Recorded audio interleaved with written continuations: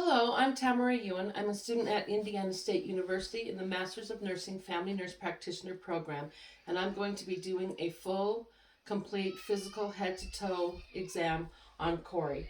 We're in a private room, and the first thing we have to do is a mini mental exam. Corey, what day is it? Sunday. Where are we? We are in Provo, Utah. And what is your name? My name is Corey Allen Ewan, What year is it? 2022. Okay, so that gives him on the Glasgow Coma scale a score of 15. So now we're going to do a general overview. We're going to do the skin first. We're going to look for the three T's: texture, temperature, and turgor. It's warm. We're looking for polyps. We're looking for lesions. We're looking for scars. We look for discolorization, eczema, psoriasis. We don't see any of that.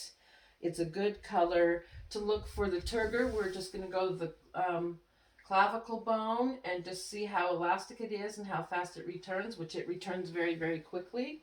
We'll come back down to the hands and we'll check for clubbing. We check for pitting. We check capillary refill. It's 2 seconds, so that's really good. So that's a good skin exam. We'll look at the hair, the overall hair. It's not breaking, it's not thinning, it's got even distribution. And then we can look at a head and scalp exam. We're going to palpate the scalp. We look for lesions, we look for bumps, cysts, um, anything like that, which we don't feel. So that's a good head. Oh, stop. So we're inspecting the scalp and the head, and we're looking for polyps, sores, lesions. His hair looks good. Now we will inspect his eyes. You need me to take off my glasses? Yes, please. When we check his eyes, we're going to look at his eyebrows, his eyelashes, his eyelids, look for swelling in the conjunctiva and the sclera. They're not red, they're not swollen. Then we will look for direct and consensual response. So here is the direct and consensual, and there's direct and consensual, and those are good. We'll also make sure he doesn't have any growths in his eyelids or anything like that, no periorbital edema. Now we will check his ears. When we check his ears, we check the external canal, we check the skin around it, the condition, and that all looks good. And then we're going to look for the tympanic membrane. We're going to look for that cone of light, the pearly gray. We're pulling the pinna up and out, and that looks really good. We'll switch hands, do this on the other ear, pull the pinna up and out, and look for the landmarks in that cone of light, which we see. That looks really, really good. After doing the ears, we can check his nose. We're going to check the nares for polyps, drainage, swelling. That looks good. That looks good. There's the septum is not deviated. It's straight. It doesn't look like he has a broken nose. We'll now check the sinuses. Check the frontal sinuses for tenderness. Maxillary sinuses, they all look good. Okay, now we'll check his mouth.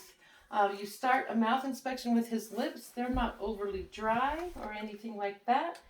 Then we will check the inside of his mouth.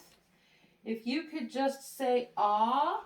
Ah. We're looking at that one more time. The uvula, Ah. making sure it's midline. His tongue is midline. Come down just a little and go open up wide.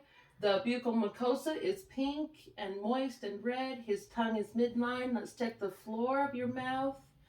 That looks good. His teeth look good. No cankers or anything like that. As part of the mouth and the palpation, let's check for the TMJ. I'm going to have him open his mouth. You can stop now. You don't want to feel any popping or clicking, but he does have TMJ, so you do feel that. With my hands here, I'm going to check the lymph nodes. We'll start with the paraocular, the carotid, the tonsillar, the mandibular, the submental,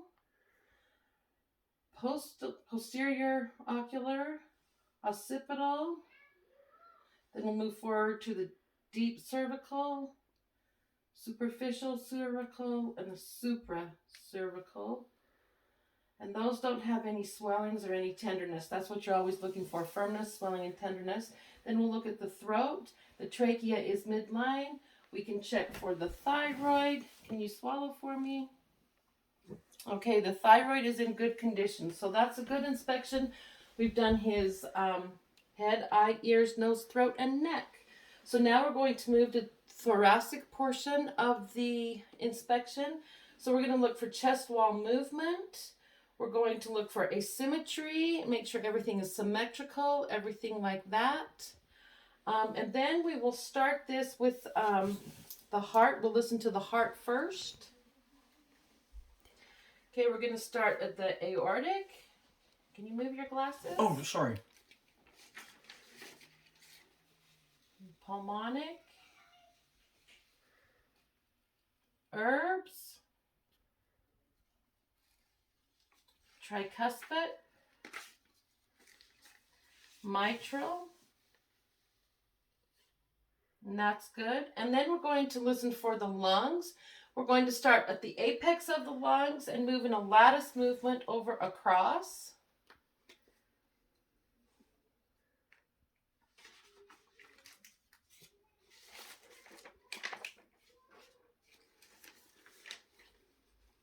We're listening, when we listen to the lungs, we were listening to S1, S2. Now we're going to listen to the lateral sides of his lung. Good. Then we'll listen to the posterior side of his lung, and that start at the apex and go to the base in a lattice movement again. We're listening for any extra sounds. You want to hear bronchial and vestibular sounds, but nothing extra, no rubs, no crackles. When we listen to the heart, we listen for S1 and S2, no murmurs. Then the lateral side of his lungs. Sorry. Okay, so now that we've done that, your lungs sound great, good and clear. I'm going to check for chest wall movement. If you can just breathe in. Perfect, now breathe out. Good, good, good.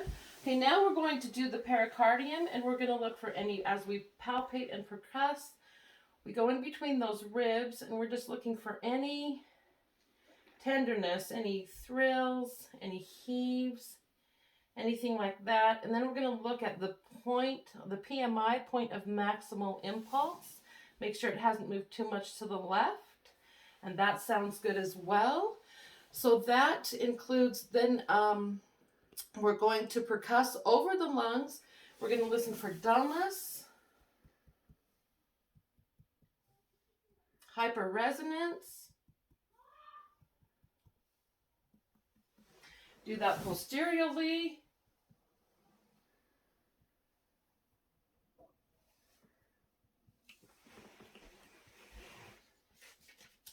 Okay, now we're going to listen to the circulation. So we're going to check your circulation, Corey. First, I'm going to listen to your jugular, your carotid arteries, and your temporal arteries. Okay. We're listening for thrills and bruits. Now, keep your head straight. Now, the temporal, can you remove your glasses again? Sure. Sorry. Temporal.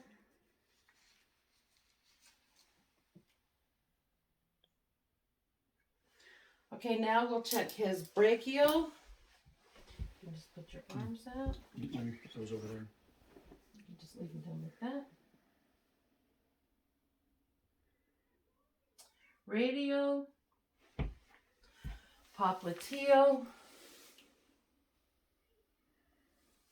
Ankle. Can you remove your shoes? Sure. Sorry. Do you need my socks off? And then, no. And then we'll check his dorsal pulses. And you do both sides. You look for, make sure they're symmetrical, making sure they're not bounding or anything like that. And his circulatory system is good. So now we're going to have you lay down so we can check your femoral pulses. Just lay down slowly. Oh, we might need a pillow there.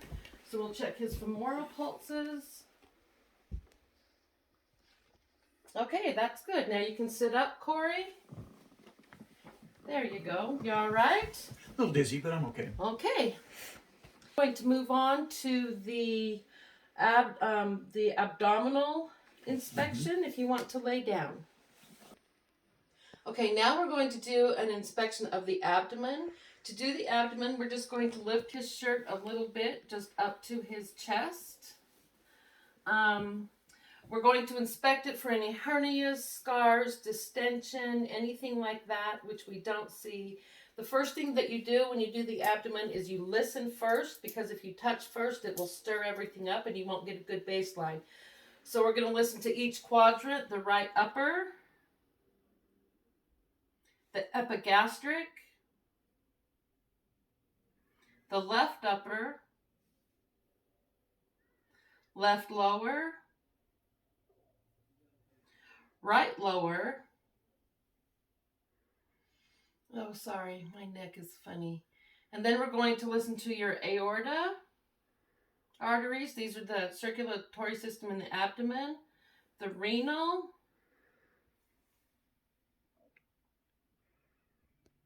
the iliac, and the femoral arteries. Okay, they all sound really good. Now we're going to percuss the abdomen. First, we're going to do light palpation. We're going to palpate the abdomen, light palpation. Right lower, right upper, left upper, left lower. Now we do deep palpation. In the right lower quadrant, if the patient's complaining of pain on deep palpation, you're going to look for McBurney's point. And rebound tenderness. That's a sign of appendicitis. In the right upper, you look for hepatomegaly. In the left upper, we look for splenomegaly. And in the left lower, we look for any masses or lumps or anything like that. And we don't feel any of that there. So now we're going to percuss for the liver borders. To do that, we start at the umbilicus area in the mid-clavicular border, and we go until we reach a dullness. And then to find the upper border, you start at the nipple area in the mid-clavicular, and you go down until you find the top of the liver. And that's where your liver is. For splenic dullness, we're going to come over here on the bottom of the left rib cage, almost at the base of the dullness of the heart, and look for splenic dullness. Right there. Okay, there you go. Now there's a few tests that we can do for appendicitis, and the first one is a straight leg test. So Corey, if you can, I'm going to have you stand up for just a minute and then move further back on the bed, if that's all right. Sure. Sorry. There you go. Are you comfortable? Yes. Okay. Oh, yes. So for this first one, it's called the iliopsis test. And all we're going to do is lift the leg, and we just lift it straight. We do a dorsal, kind of try to relax. You do a dorsal flexion of the foot. And if there's pain here that radiates to the right lower quadrant, then that is positive for appendicitis. And then the next one we do is the obturator test. And for the obturator test, we're going to bend the leg. You move this out laterally with a little bit of pressure on the knee. And if there's pain in that right lower quadrant, that's also a sign of appendicitis. So now we're going to have the patient sit up for just a minute. Sorry, lots of position changes. Okay, with the patient sitting up, you can now check for cholecystitis, which is in the right upper quadrant. So what you're going to do is place your hand underneath the rib cage, have the patient inhale deeply, and if there is pain right there, that is indicative of gallbladder pain and cholecystitis, and that's when the inflamed gallbladder is touching the edge of the examiner's fingers. One more time to show them. And that's indicative of cholecystitis and gallstones. And then also with them you can do this sitting or standing. We're going to do it with Corey sitting. You can look for CVA tenderness, costovertebral tenderness. This is going to show pyelonephritis and some extreme UTIs. You take the palm of your hand and you place it in the costovertebral space, and you lightly thump. And you do that on both sides to compare. And if that elicits pain, that is a sign of pyelonephritis. Next, we're going to be doing an examination of.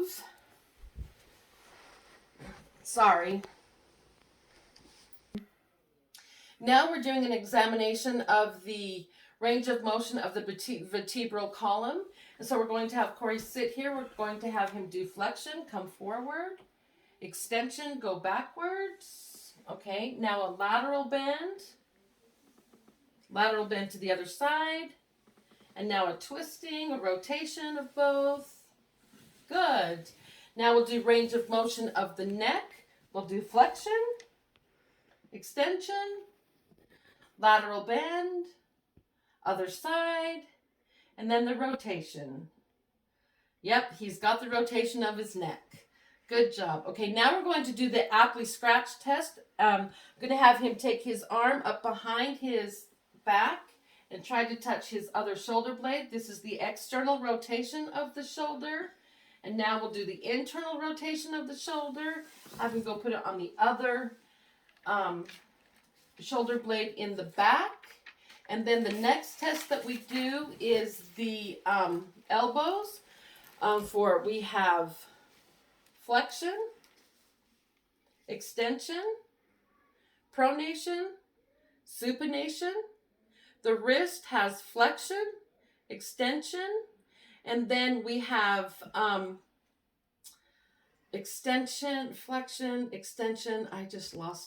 Extension and flexion of the wrist, and then ulnar and radial deviation.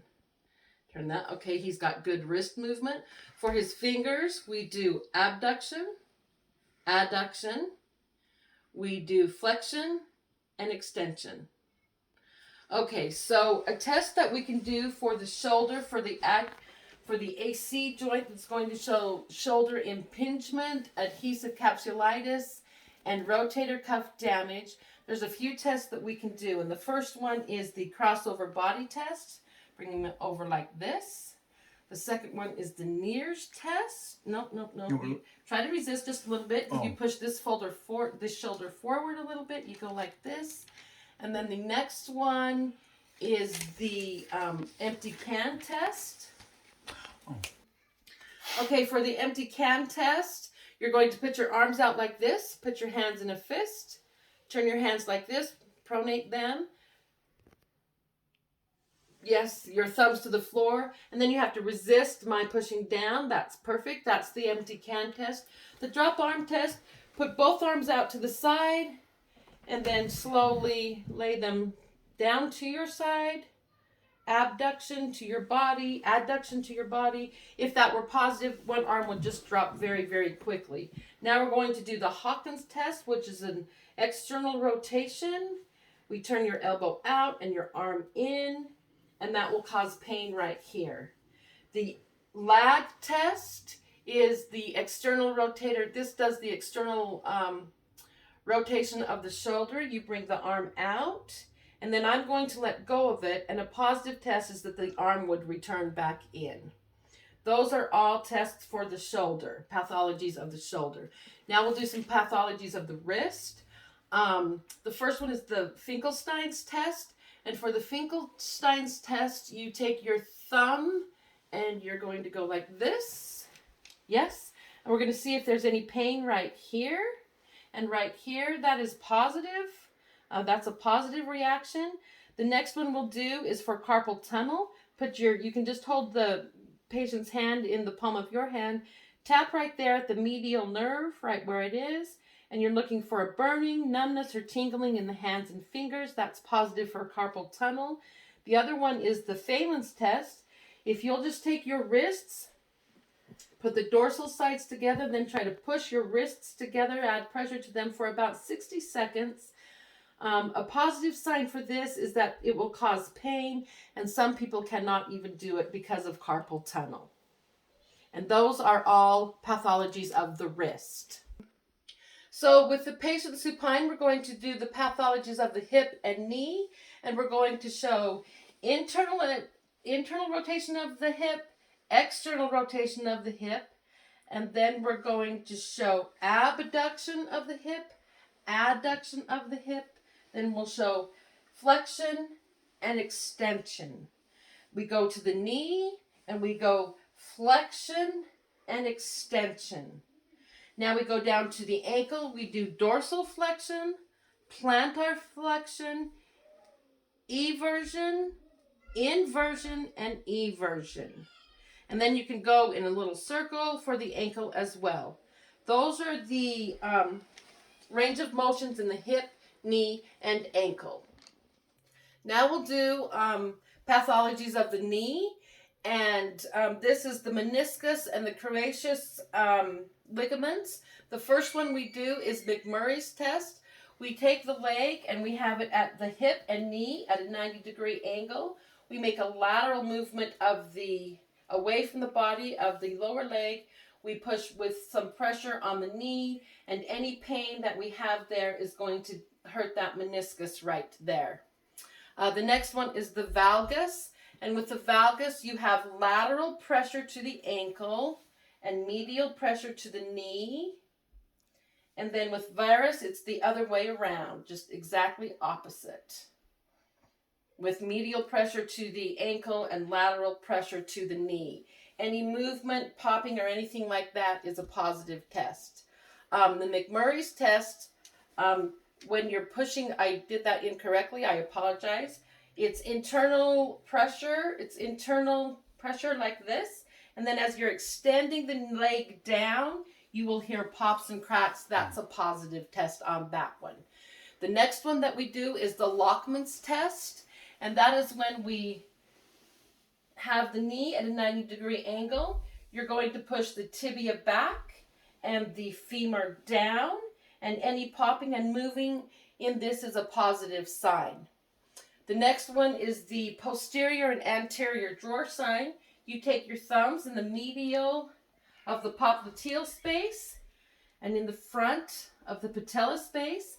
And to open the anterior drawer sign, you pull towards you to open the drawer. Any movement in that knee is what you're looking for. And then the posterior drawer sign is when you push towards the patient, and any movement there and any opening is a positive sign.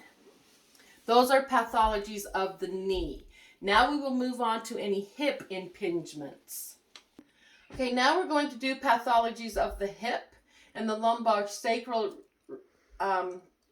radiculopathy.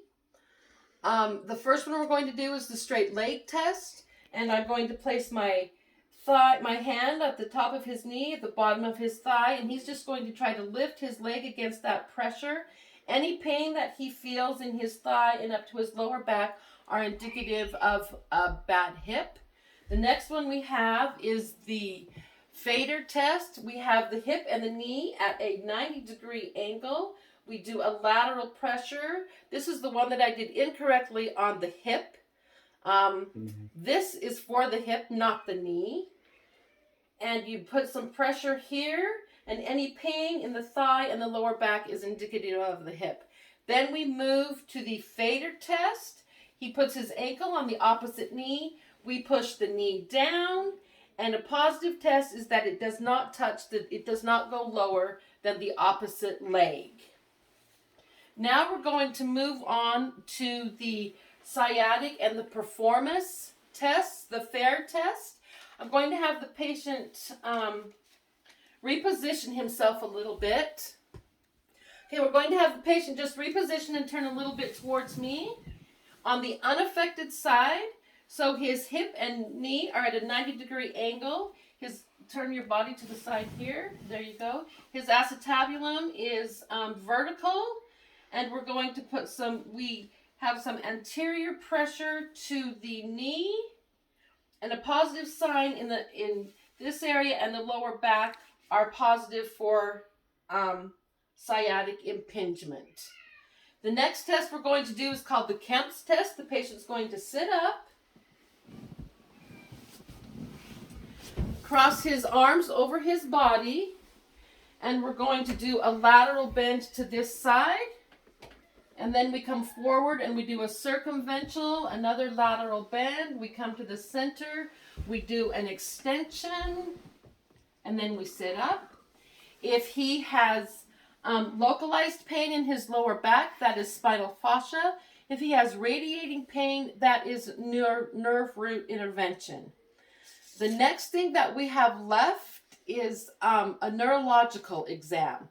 Now, we already determined that our patient at the Glasgow Coma Scale had a score of 15. So now we're just going to do a neurological exam. Is that all right? Sure. Okay. Okay, now we're going to do the neurological exam. We're going to check your eyes now for their brisk reaction to see if they're sluggish. Do I need to take my glasses if you off? could take off your glasses. Okay. We're making sure that the movement is the same. No, just look straight ahead. Okay. If it's brisk or sluggish, that looks good. Now we're going to draw the letter H. And I just want you to follow my fingers. This is the 6 cardinal directions. We're looking for nystagmus. We're looking to make sure that it's symmetrical movement. And we're looking for conjugate movement. So that's the 6 cardinal directions that we're going to do. The next one is the facial nerves. So I'm going to have you raise your eyebrows. I'm going to have you squeeze your eyes closed. I'm going to have you smile. Show all your teeth. Yeah. Frown. Puff your cheeks out. Okay, now we're going to check cranial nerves again. We're going to just take this cotton ball and touch the corner of his eye. Make sure he has a blinking response. There we go. He blinks. And that checks all the facial nerves. Now we're going to check the strength of the... I apologize. I say it wrong when I get nervous. The sternocleidomastoid strength. You just push against my wrist on both sides. There you go. And there you go. Okay, that's really good. Now we will do the whisper test for his hearing. And what I'm going to do for the whisper test, Corey, I'm going to stand behind you. And I'm going to just, while I have a little bit of passive noise in one ear, I'm going to whisper behind him a number, a letter, a number, and a letter. And then, Corey, you repeat them, okay? All right.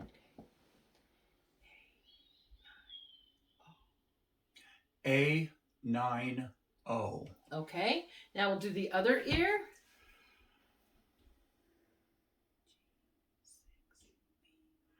G6B. Okay, that would be a positive whisper test.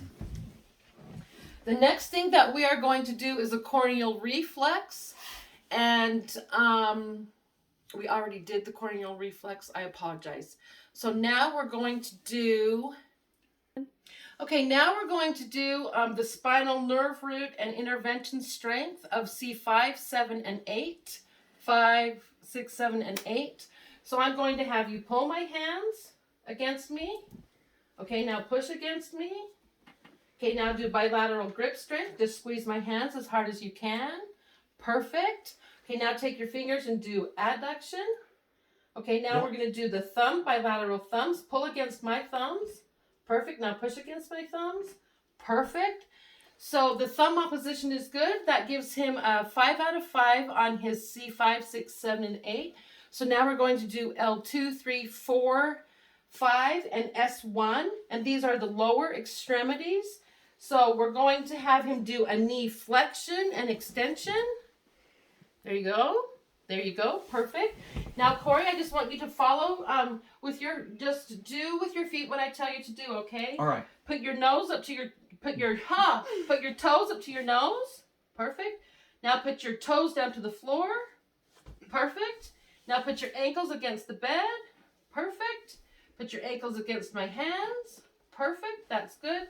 Now try to bring your knee up against my hand. Good, good. Try to bring this knee up against my hand. Okay, good. Now for coordination of S1 and coordination, will you take the heel of your foot and rub it up to the knee of your opposite leg? Perfect, perfect. Now the other leg, do that. Good. Remember that during all of these tests, you're doing them on both sides and looking for symmetry. Okay, now we're going to have Corey stand up and do the Romberg test. Stand up slowly. You can put your glasses on. Oh. There you go. Now the Romberg test, we're just going to have him stand and close his eyes. We're looking for stability. We're seeing how long he can stand and be balanced. Then we're going to do, with his eyes closed, do the finger to nose test. So abduct your arms out straight. Yes, and now touch your finger to your nose on both hands, both arms. Perfect. There you go. You can stop now and you can open your eyes. Now we're going to do the rapid arm test, and I just want you to put your arms straight out, and you're going to go pronate supine very, very quickly. Perfect. That's good. That's good. Now the next test is a thumb to finger test, finger tapping test very quickly. This shows fine motor coordination.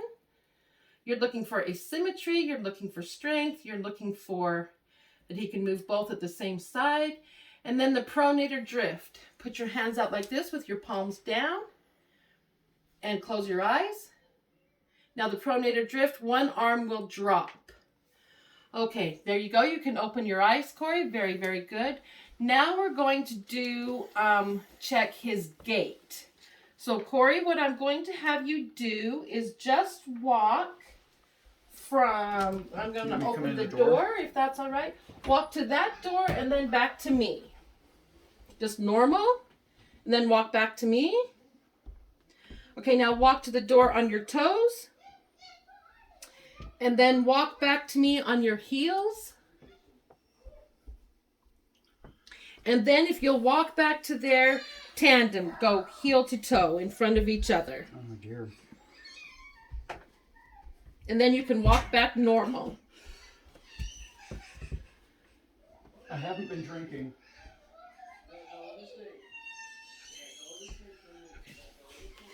Okay, now if you'd like to go ahead and sit down, we're going to check your reflexes. The first reflex we're going to check is your biceps. We're going to just take my thumb and put it in the antecubital space. You can use your hammer for this. You can also use the bell of your stethoscope. I'm going to use my hammer. You just tap your thumb and you're just above there. You're looking for a reflex in his arm to bounce. Okay, the next one we do is the triceps. You just have him hold his arm naturally, let it hang there. You're looking for a reaction right here, and we will tap very gently right here, and you'll see the reaction of his arm moving. Okay, now we look for the radial. We're going to just tap right here. You're looking for a movement in his fingers, and you see it right there. Now we'll look for the patella. We're just going to tap right here. Good reaction there. Now we'll look for the Achilles. There, and you'll see the foot move there. Now we're going to do a clonus test. The clonus test is when you take the foot and you do a dorsal. And if their leg moves with fasciculitis and moves back and forth very, very quickly, that's a positive sign for that one. Now we are going to do, we can also do, when we do the foot, we can also do a Babinski test. I'm just going to use the bottom of my hammer here. You're going to start at the base of his foot and go in a circle to the base of his toe. There you go. Now you should see a positive sign in this is the toes curling towards, curling inwards. In babies, they flail out. That's a positive sign. Corey has neuropathy, peripheral neuropathy, so those reflexes are very, very poor. Okay, so the last one we have to do is the Hoffman sign. So we take his finger and we flick this, we flick like that, and you should see movement in these two fingers. And there's a slight movement there. Okay, the last thing we have to do is a mental exam. And we remember that from the Glasgow Coma Scale, his score was 15. So Corey, we're going to go ahead and do this now, if that's all right. Is that okay? Sure. Okay, we remember from the Glasgow Coma Scale that his score was 15. Now we're going to do a mental exam. So Corey, I just kind of want you to follow my lead, if that's all right. Sure. Okay? Mm-hmm. All right. Corey, what year is it? 2022. What season is it? Spring. What is the date? April, I'm not sure, 23rd, I think. Okay, that's good. What day of the week is it? It's Sunday. Okay, where are you? I am in Provo, Utah. Perfect. Oh, well, you just said the city and state. What county are you in? Utah County. What town do you live in? I live in Price, Utah. Okay, I'm going to name 3 objects to you, and I want you to repeat them to me and try to remember them, okay? Okay. Ball, sock, apple. Ball, sock, apple. Okay. Can you count backwards from 100 by 7? That's math. 193, 84, 72, 61, 50. Okay. I had to write down the numbers to know that one, so good job. Was that right? Yes, it was. Can you take this? What I want you to do is read this sentence and follow my handwriting's not very well, I apologize. And follow the instructions. Perfect, thank you. Can you now repeat the 3 objects that I said to you earlier? Ball, sock, apple. Perfect. Okay, now I need you to take this piece of paper and fold it on the... No, that's the wrong piece of paper. I'll just have you take that piece of paper and fold it in half and put it on the floor. Perfect. Yeah, I can put it on the floor yet. Okay. Now, can you tell me... Oh, I think I lost my place. Now I want you to take this paper and look at that picture on the bottom of the page and draw it for me at the top of the page.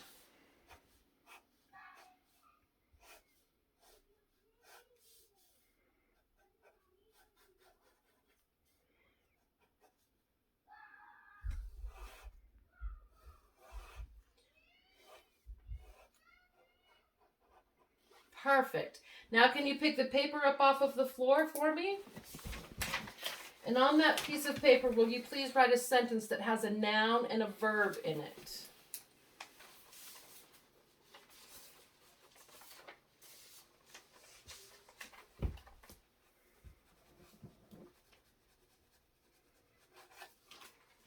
And the sentence he wrote is, the dog ran away. That's perfect. So the score on Corey's mini mental exam is 30 out of 30. And that concludes our comprehensive physical examination for APN 624 at Indiana State University by Tamara Ewan. Thank you very much.